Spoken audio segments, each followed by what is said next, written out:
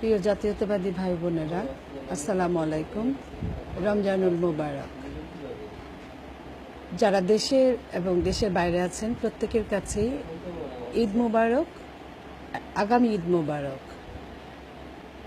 আমাদের দেশে আপনারা জানেন যে জাতীয়তাবাদী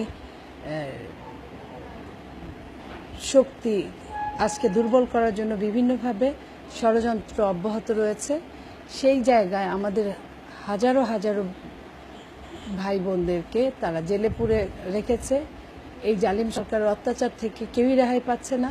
আজকে দেখা যাচ্ছে যে খুলনার যে ছাত্র দল বা যুব দলের ভাইয়েরা তারা পালিয়ে আছে সেই রংপুর, দিনাজপুরে বা এইভাবে সমস্ত বাংলাদেশে তারা অথবা দেশের বাইরে আশ্রয় নিয়েছে এবং যারা আছে তারা বেশিরভাগই জেলখানায় পৌঁছে মরছে।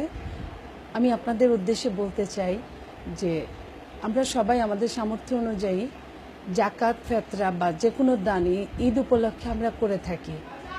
আমরা অনেকের লোক দেখানোর জন্য করি, কিন্তু আসলে সেটা আমরা এইবার একটু ভিন্নভাবে করার জন্য আপনাদের কাছে আহ্বান জানাচ্ছি। সেটা হচ্ছে যে আপনাদের যার বাড়ি যেখানে, সেই জায়গায়, সেই এলাকায় যারা জেলে আছেন, যারা মামলা লড়ছেন, যারা বহু দিন বাড়ি থেকে পালিয়ে বেড়াচ্ছেন, তাদের পরিবার পরিজনরা খুবই অসহায় জীবনযাপন করছেন এবং জেলখানায় আমাদের যে ভাইয়েরা আছেন তাদের মানে মানবেতর জীবনযাপন করছেন।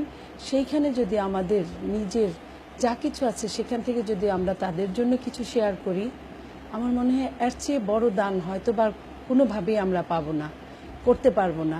যদি আপনারা একটু এই ব্যাপারটায় দেখেন, শুধু নামের জন্য না, আমাদের একান্ত কাছের মানুষগুলো কষ্টে আছে, তাদের জন্য আমরা যদি সবাই মিলে কিছু কিছু চেষ্টা করি, আমার মনে হয় যে ওরা অন্তত 5টা দিন ভালো থাকতে পারবে। এবং সেই সাথে আমি বলতে চাই, এই জালিম সরকারের অত্যাচারে আমাদের যেসব ভাইরা পঙ্গুত্ব বরণ করেছেন এবং বিভিন্ন হসপিটালে মানবতর জীবনযাপন করছেন, তাদের জন্য যদি আপনারা কিছু করেন, এর চেয়ে বড় উপকার মনে হয় বিএনপির জন্য আর কিছুই হবে না।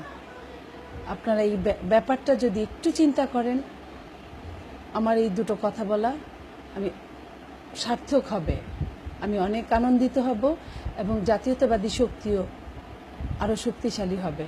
আপনাদের সবাইকে ধন্যবাদ। হ্যাঁ,